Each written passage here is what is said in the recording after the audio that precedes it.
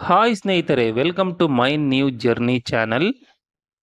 ಈ ವಿಡಿಯೋದಲ್ಲಿ ನಾವು ಒಂದು ಅದ್ಭುತವಾದ ಮತ್ತು ವಿಶೇಷವಾದ ಶಿಲ್ಪಕಲೆಯನ್ನು ಹೊಂದಿರುವ ಸುಮಾರು 9ನೇ ಶತಮಾನದಲ್ಲಿ ನಿರ್ಮಾಣವಾಗಿರುವ ಶ್ರೀ ಭೋಗನಂದೀಶ್ವರ ಸ್ವಾಮಿಯ ದೇವಾಲಯದ ಬಗ್ಗೆ ಮಾಹಿತಿಯನ್ನು ತಿಳಿದುಕೊಳ್ಳೋಣ. ಶ್ರೀ ಭೋಗನಂದೀಶ್ವರ ಸ್ವಾಮಿಯ ದೇವಾಲಯವು ಬೆಂಗಳೂರಿನಿಂದ 55 ಕಿಲೋಮೀಟರ್, ಚಿಕ್ಕಬಳ್ಳಾಪುರದ ಈಶಾ ಫೌಂಡೇಶನ್ ಇಂದ 17 ಕಿಲೋಮೀಟರ್ ಹಾಗೂ ಚಿಕ್ಕಬಳ್ಳಾಪುರದಿಂದ ಕೇವಲ 8 ಕಿಲೋಮೀಟರ್ ದೂರದಲ್ಲಿ ಇದೆ. ಇದು ಶ್ರೀ ಭೋಗನಂದೀಶ್ವರ ಸ್ವಾಮಿ ದೇವಾಲಯದ ಎಂಟ್ರೆನ್ಸ್ನ ಮಾರ್ಗ.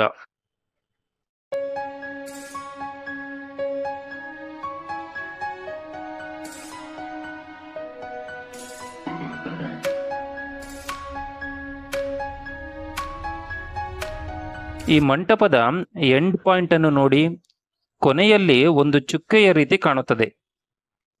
ಬೇರೆ ಆಲಯಗಳಲ್ಲಿ ಇರುವ ಮಂಟಪಗಳನ್ನು ನೋಡಿದರೆ ಅದು ಸಮಾನಾಂತರವಾಗಿ ಕಾಣುತ್ತದೆ. ಆದರೆ ಇಲ್ಲಿನ ಮಂಟಪದ ಎಂಡ್ ಪಾಯಿಂಟ್ ನಲ್ಲಿ ಒಂದು ಚುಕ್ಕೆಯ ರೀತಿ ಕಾಣುತ್ತದೆ. ಇದು ಪುರಾತನ ಶಿಲ್ಪಿಗಳ ಶಿಲ್ಪಕಲೆಯ ಜ್ಞಾನಕ್ಕೆ ಒಂದು ಪ್ರತೀಕವಾಗಿದೆ.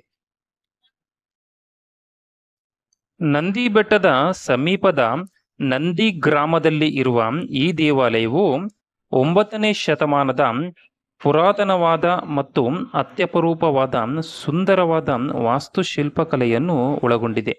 ನೊಳಂಬ ರಾಜವಂಶದ ದೊರೆ ನೊಳಂಬಾದಿ ರಾಜ ಮತ್ತು ರಾಷ್ಟ್ರಕೂಟ ದೊರೆ 3ನೇ ಗೋವಿಂದನ ಕ್ರಿಸ್ತಶಕ 806ರ ಶಾಸನಗಳಲ್ಲಿ ಮತ್ತು ಕ್ರಿಸ್ತಶಕ 810ರ ಬಾಣ ರಾಜವಂಶದ ಜಯತೇಜ ಮತ್ತು ದತ್ತಿಯ ತಾಮ್ರದ ಶಾಸನಗಳಲ್ಲಿ ದೇವಾಲಯದ ಬಗ್ಗೆ ಉಲ್ಲೇಖಿಸಲಾಗಿದೆ. ಇದು ಪುರಾತನ ಕಾಲದ ಕಲ್ಯಾಣ ಮಂಟಪ.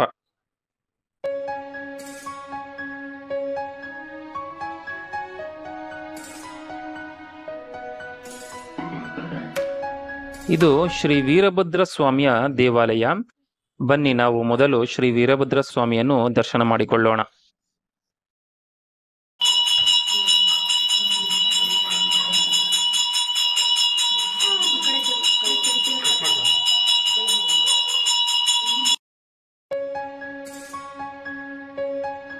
ಶ್ರೀ ಭೋಗನಂದೀಶ್ವರ ಸ್ವಾಮಿಯ ದೇವಾಲಯವು ದಕ್ಷಿಣ ಭಾರತದ ರಾಜವಂಶಗಳಾದ ಗಂಗರು, ಚೋಳರು, ಹೊಯ್ಸಳರು, ವಿಜಯನಗರದ ಸಾಮ್ರಾಜ್ಯಗಳ ಆಶ್ರಯದಲ್ಲಿತ್ತು.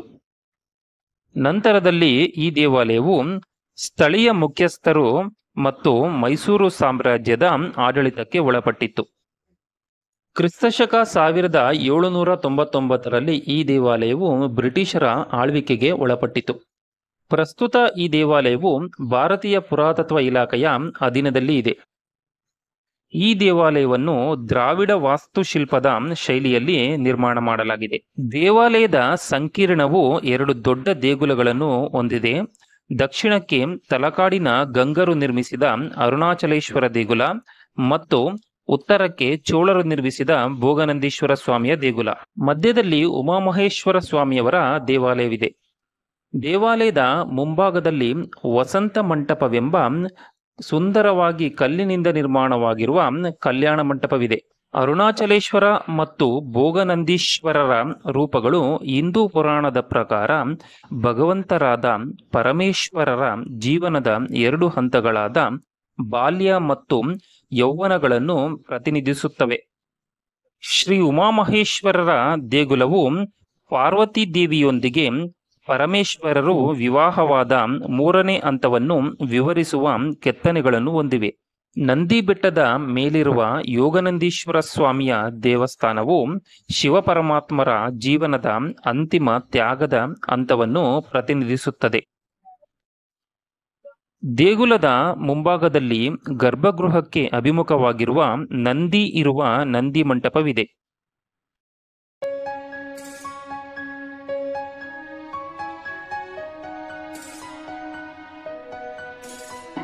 ಇದು ಶ್ರೀ ಅರುಣಾಚಲೇಶ್ವರ ಸ್ವಾಮಿಯ ದೇವಾಲಯ. ಶ್ರೀ ಅರುಣಾಚಲೇಶ್ವರ ಸ್ವಾಮಿಯನ್ನು ದರ್ಶಿಸಿಕೊಳ್ಳಿ.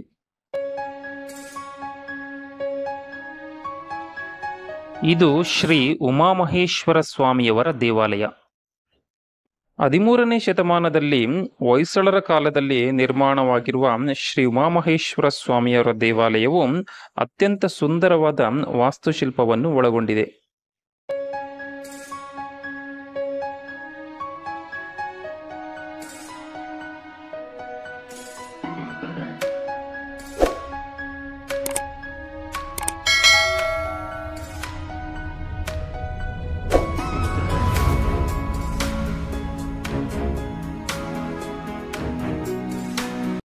ನರಸಿಂಹಸ್ವಾಮಿಯು ಹಿರಣ್ಯಕಶಿಪವನ್ನು ಸಂಹರಿಸುತ್ತಿರುವ ಈ ಮೂರ್ತಿಯನ್ನು ನೋಡಿ ಎಷ್ಟು ಸುಂದರವಾಗಿ ಕೆತ್ತನೆಯನ್ನು ಮಾಡಿದ್ದಾರೆ.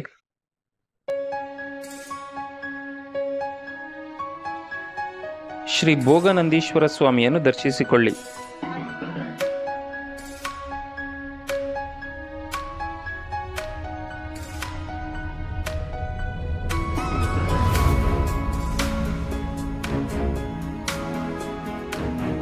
ಇಲ್ಲಿನ ಶಿಲ್ಪಗಳನ್ನು ಶಿಲ್ಪಿಗಳು ಬಹಳ ಸೊಗಸಾಗಿ ನಿರ್ಮಿಸಿದ್ದಾರೆ. ಇಂತಹ ಸುಂದರವಾದ, ಅದ್ಭುತವಾದ ಮತ್ತು ಅತ್ಯಪರೂಪವಾದ ಶಿಲ್ಪಕಲೆಯನ್ನು ನಮಗೆ ಕೊಡುಗೆಯಾಗಿ ನೀಡಿದ ನಮ್ಮ ಪೂರ್ವಜರಿಗೆ ಮತ್ತು ಇಂತಹ ಶಿಲ್ಪಕಲೆಯನ್ನು ನಿರ್ಮಿಸಿದ ಶಿಲ್ಪಿಗಳಿಗೆ ನನ್ನ ಕೋಟಿ ಪ್ರಣಾಮಗಳು. ಇದು ನೂತನ ರಥದ ಮಾದರಿ. ಈ ಕಲ್ಲಿನ ಛತ್ರಿಯ ಆಕಾರದಲ್ಲಿ ಇರುವ ಈ ಚಕ್ರವನ್ನು ನೋಡಿ ಎಷ್ಟು ಸುಂದರವಾಗಿದೆ. ಇದು ಈ ದೇವಾಲಯದ ಮತ್ತೊಂದು ಪ್ರಮುಖ ಆಕರ್ಷಣೆಯಾಗಿದೆ. ಇದು ಖಂಡಿತವಾಗಿಯೂ ಅಸಾಮಾನ್ಯವಾದ ಕೆತ್ತನೆ ಎಂದು ಹೇಳಬಹುದು.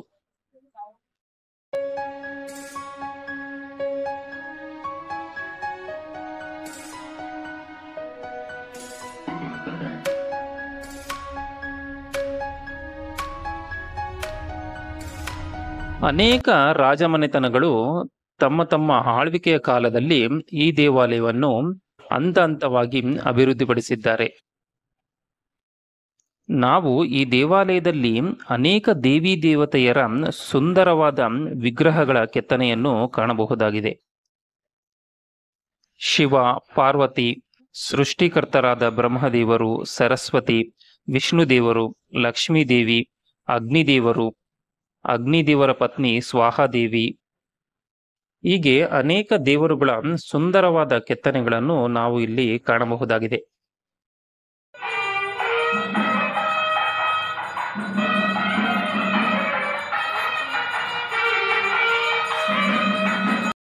ಶ್ರೀ ಗಿರಿಜಾಂಬ ಪಾರ್ವತಿ ಅಮ್ಮನವರನ್ನು ದರ್ಶಿಸಿಕೊಳ್ಳಿ.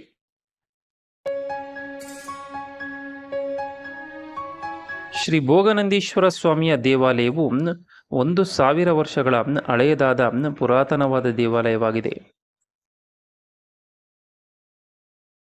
ಅಲಂಕಾರಿಕ ಬಳ್ಳಿಗಳು ಮತ್ತು ಪಕ್ಷಿಗಳ ಕೆತ್ತನೆಗಳನ್ನು ನಾವು ಈ ದೇವಾಲಯದಲ್ಲಿ ಕಾಣಬಹುದು.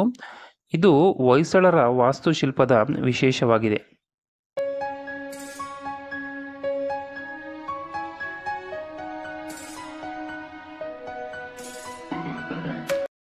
ಇದು ಅಪಿತ ಕುಚಾಂಬ ಅಮ್ಮನವರ ದೇವಾಲಯ.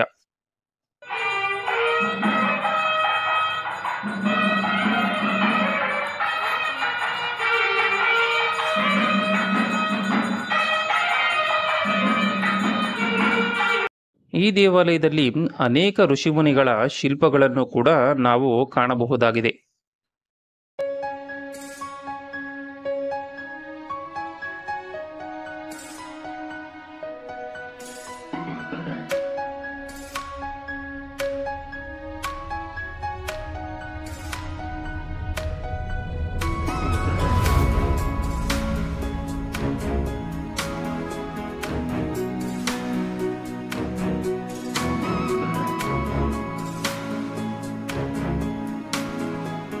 ಈ ಕಲ್ಯಾಣಿಯನ್ನು ಸ್ಥಳೀಯವಾಗಿ ಶೃಂಗೇರಿ ತೀರ್ಥ ಎಂದು ಕರೆಯಲಾಗುತ್ತದೆ.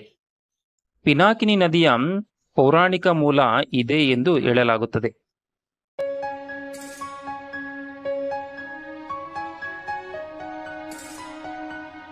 ನೀವು ಕೂಡ ತಪ್ಪದೆ ಒಮ್ಮೆ ಶ್ರೀ ಭೋಗನಂದೀಶ್ವರ ಸ್ವಾಮಿಯ ದೇವಾಲಯಕ್ಕೆ ಭೇಟಿಯನ್ನು ನೀಡಿ ಸ್ವಾಮಿಯನ್ನು ದರ್ಶನ ಮಾಡಿಕೊಳ್ಳಿ.